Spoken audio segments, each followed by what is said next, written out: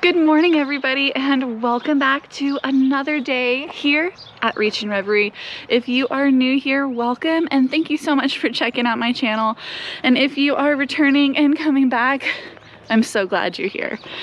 So today, Evie and we are about to run into town to grab some supplies for our next video that's going to be coming up. We're going to be foraging cactus fruit to make cactus jelly and syrup from our property. And we did make some last year, but I didn't record it, and so I'm gonna record it this year so that you guys can see a tutorial on how it's made. I really hope that that video can inspire somebody out there who can forage something from the land and make a really cool resource from their backyard.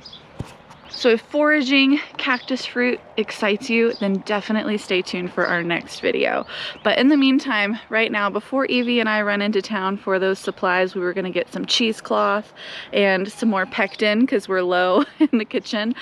Evie and I are gonna run out to the garden and show you guys an update of some of the things growing on out there. Evie, are you ready? Let's go to the garden. Let's go! Yes! Gotta get all excited because this granny's a little slow. You're a little slow this morning. Let's go! Let's go! As we're walking out to the garden, I am bringing a dirty old mason jar, and I also have a glove in my pocket just in case we see the garden saboteurs that I think we're gonna see in the garden this morning. I'm gonna be ready. So this is a designated jar just for this one bug that has been loving the garden this year, and I'm prepared to meet that bug, and we are going to have words, or they're gonna come and go for a trip in a jar if we see them. Come on, my love, let's go.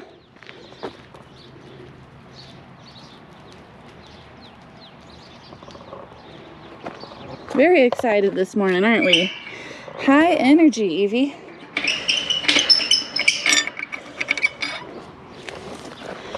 In all seriousness, she is slowing down a lot, but Evie is kind of my garden helper thermometer, meaning that I usually come out here and I'm really bad at getting carried away and overdoing it and overworking outside, and I have a really interesting sensitivity to the sunlight in that it doesn't really matter how hot it is, but if I'm in the sun for a length of time, I have reactions to it. So don't know what that's about, but Evie really helps because I typically will be out here and I will just have fun and I'll go and I won't start feeling bad till later. And so if Evie wants to go inside, because she's really hot natured, being a Russian wolfhound in western Texas, usually about the time that she's ready to go inside, I take that as my cue to start wrapping up and get in the AC for a little bit. But now that you're slowing down, I don't know if it's you being a hot dog or you being an old granny, so to be determined. The garden is growing, you guys, as gardens do, but especially so this week. We have rain every single day on our 10-day forecast.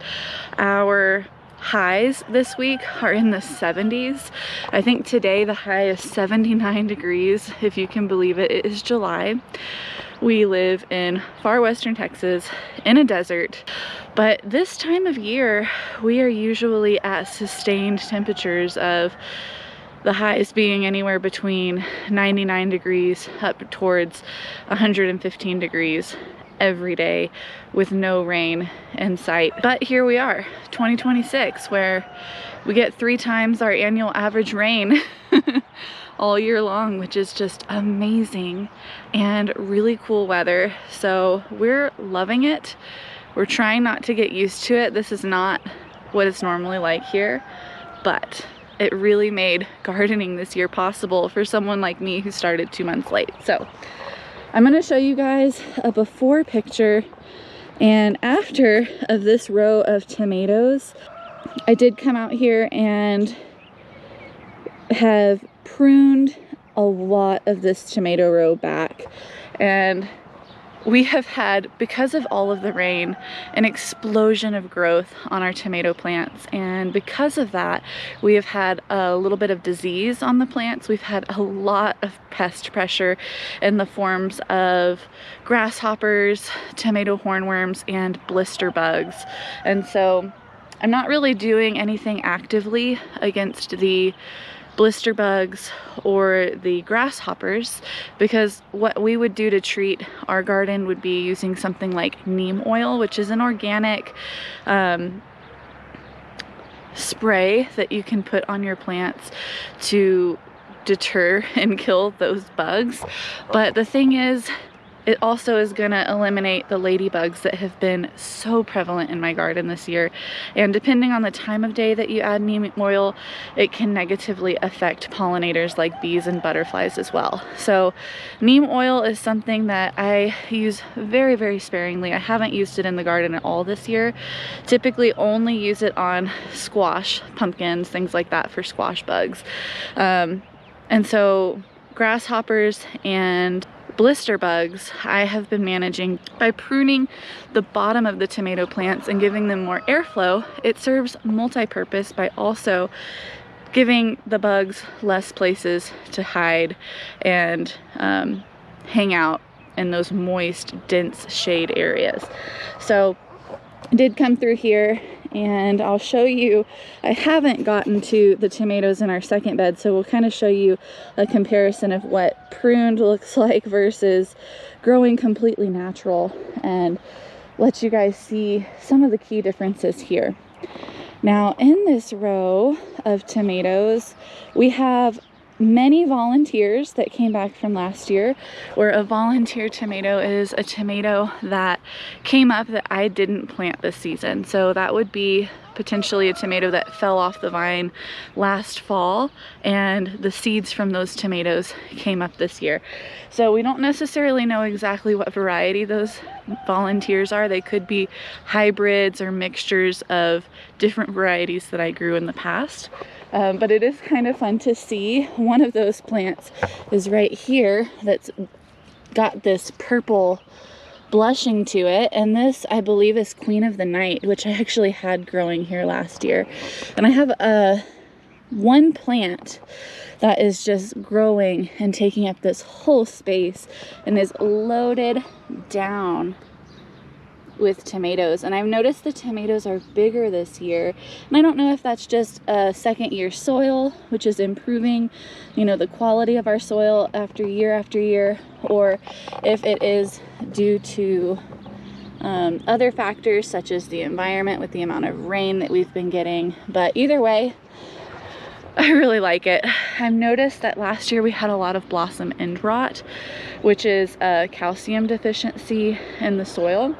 And this year I'm not seeing that as much, even with all of the rain that we're having. So my money's gonna be on the soils just improving a little bit this year over last year's soil.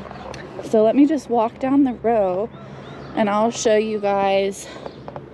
I've pruned back all of the leaves below the first sets of fruit. And then as the fruit continue to grow and these tomatoes continue to grow, we'll keep pruning back the lower branches, because with tomatoes, when their leaves get wet, it makes them more susceptible to sickness and disease. So when you get a lot of rain, or when you're watering plants, the rain will splash off the ground up onto the leaves, and it causes the plants to get sick. So if you keep the leaves that are lowest to the ground clear, and you have just a lot more airflow underneath these plants, it's going to make healthier plants for your tomatoes. And so another thing that I do as I prune my tomatoes is I get rid of a lot of our suckers, which are in the armpits of the plants, which basically are going to be the main branches on the tomatoes that grow. So here's a little sucker. See, it's growing at a 45-degree angle to this armpit here. And so we picked that off. This could be a whole new tomato plant if you planted it, but it sucks a lot of the nutrition and life out of the tomato in order to grow basically a whole new tomato plant from that stem. And so if you minimize and just keep 1, to 3 main stems on the tomato plant, they can really put their energy into growing bigger fruit and healthier plants. Totally optional. There's a lot of different ways to grow a tomato, and there's a lot of ways to grow good tomatoes. And so a lot of it's going to depend on your region. Are you really hot and humid? Are you really dry and arid? What kind of tomatoes are you growing? There's of course determinate and indeterminate. That's a whole nother video right there. But what we do here is we do prune the bottom leaves off of the tomatoes, and we also typically will only let the tomato plants have 1 to 3 main stems.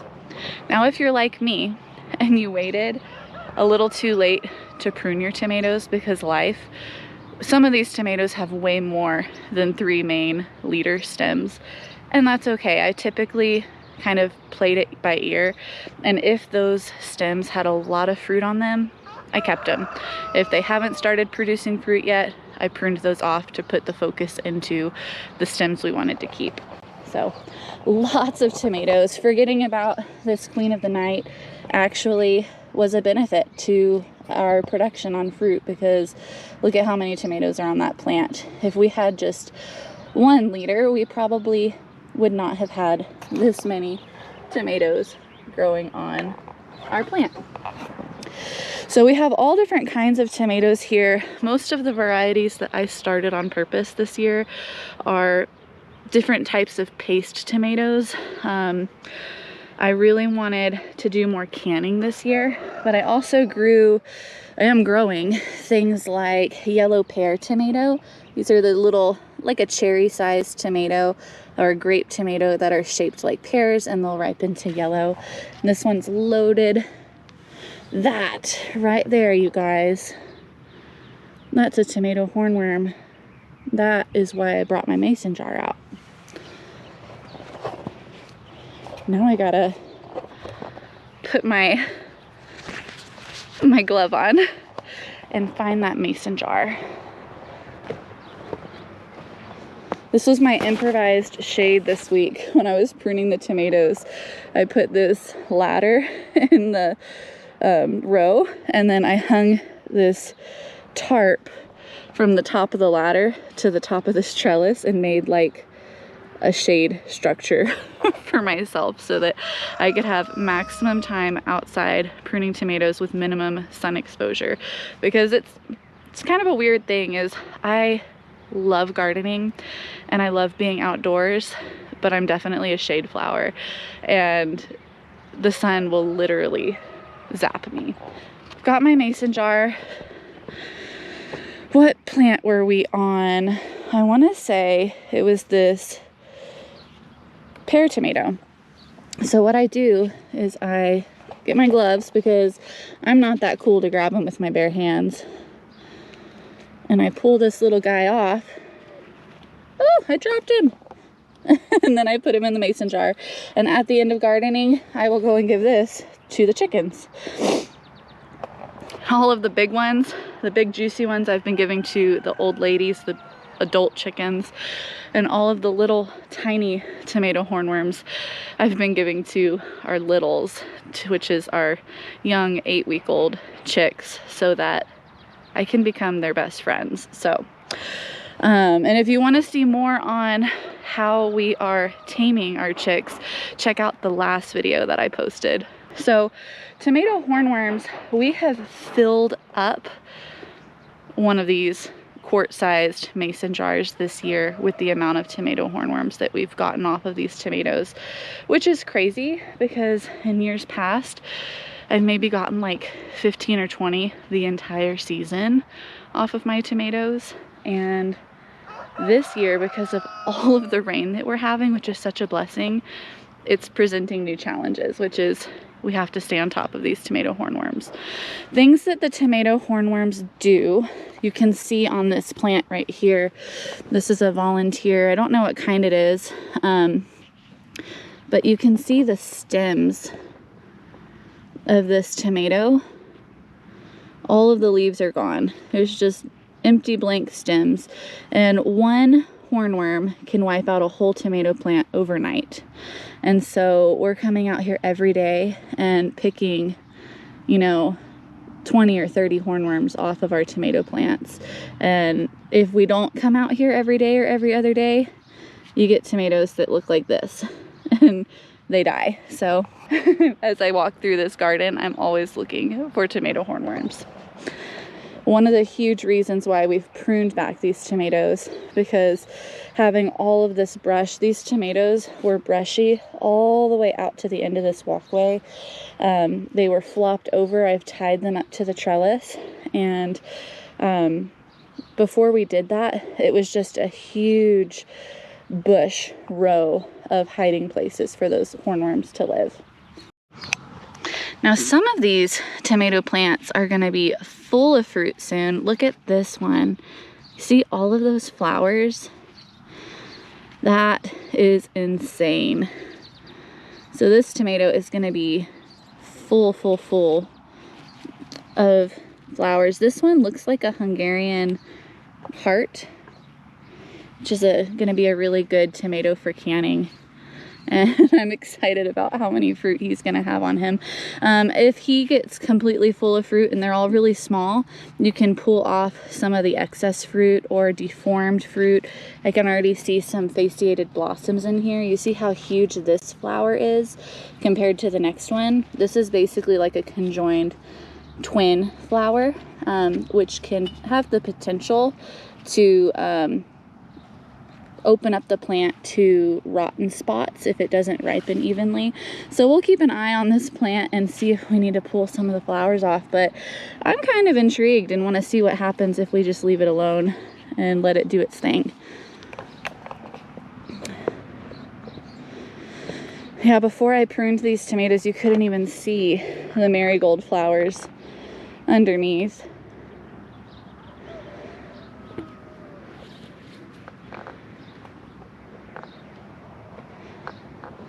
We're starting to get some fruit ripening. Lots of tomatoes in our future.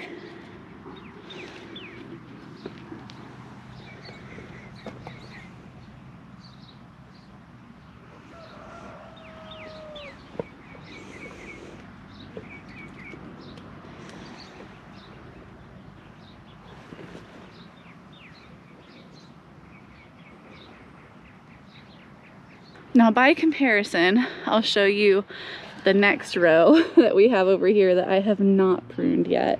And you can see how many tomatoes we can see, the airflow at the bottom of the plants. Now that they're tied up to this trellis, they're going to grow vertically, and it'll be kind of fun to see. We haven't decided yet. Josh kind of wants me to leave this one alone and just see what happens. But it would be kind of fun to compare the production to the tomato patch here and this row here that have been pruned, tied up to the trellis, really heavily managed, versus this side over here, which I'm just watering. I'm doing a lazy Florida weave where I'm tying string between these two arches to kind of keep them up off the ground from flopping over. Now, looking at one more look here, seeing how we have it pruned, the leaves are off of the plant. You can have a good visual of what you have growing to this monster. This is just a handful of volunteer plants that I didn't plant this year that washed in from flooding, basically where tomatoes from this row, the seeds, went into this row and collected in this low spot and started sprouting. I want to say in this section there was just about 4 tomato plants. Here in the spring, there may be more that have sprouted since I was able to see the ground here, but there's just a handful of tomato plants volunteering right here. And you can see we don't really have a whole lot of visibility to the bottom of this bed or even where the plants are growing out of the ground. And that is the potential of a bad thing because it, one, keeps all of the leaves on the ground moist because this is a low spot, so they're going to be more diseased. It also provides a lot of habitat for bad bugs. There's another tomato hornworm. He's a bigger one. See that? And that's why they call them hornworms.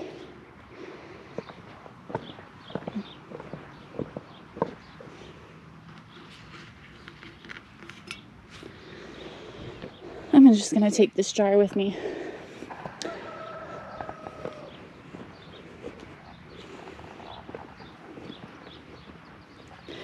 Yeah, but you can see just how bushy it is, and it's hard to really see what's going on here. It's hard to see how much fruit we have growing.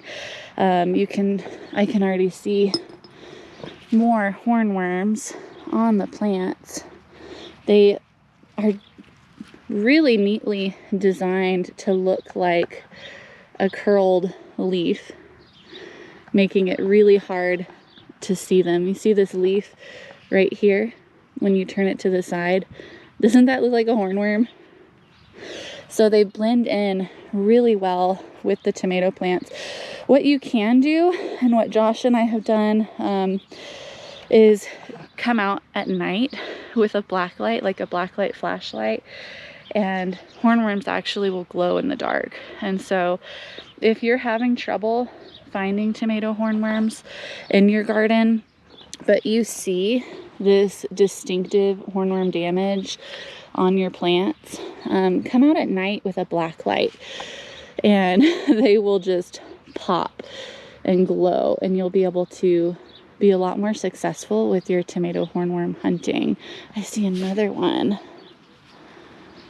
right here. I kind of have an eye for them,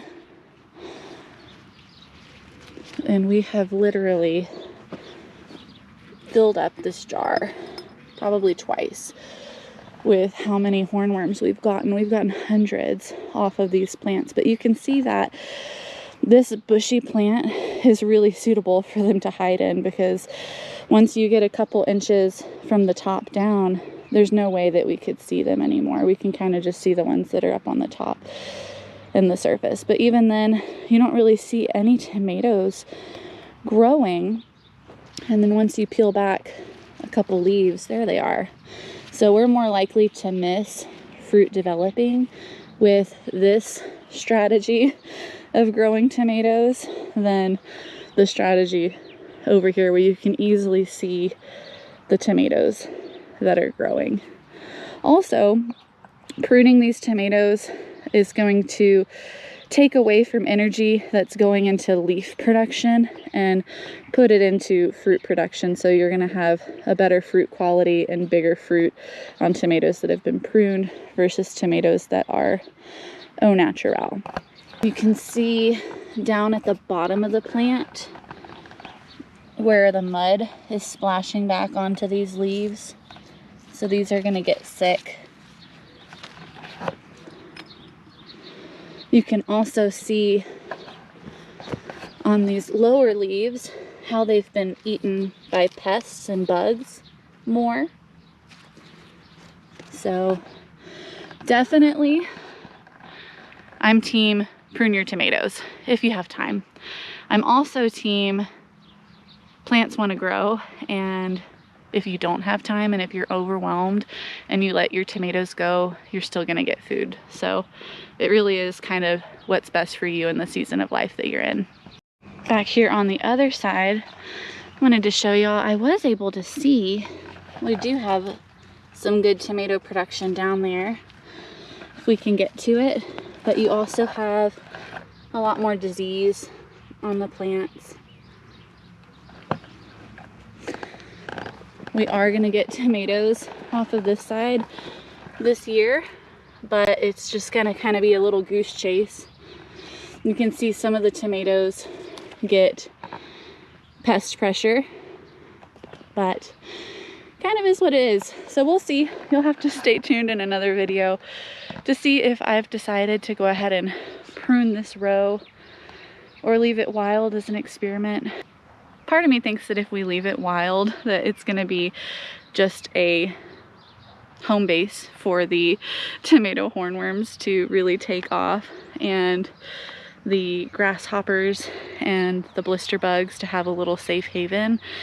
But ecosystems are also good in the garden, not just for pests, but that means there's going to be more ladybugs and more beneficial bugs in this section, like wasps will eat grasshoppers and tomato hornworms.